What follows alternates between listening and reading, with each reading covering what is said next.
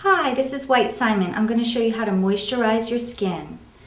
Take the product. You can use your fingers or a brush. I use a brush for professional purposes, but fingers or brush, apply downward strokes over the cheeks.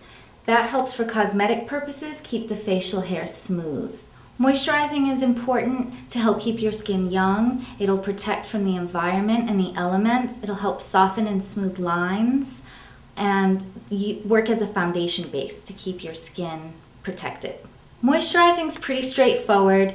It's the first step in the makeup process. And you just work in little sections across the face, downward strokes. When you get to the forehead, you can go upward.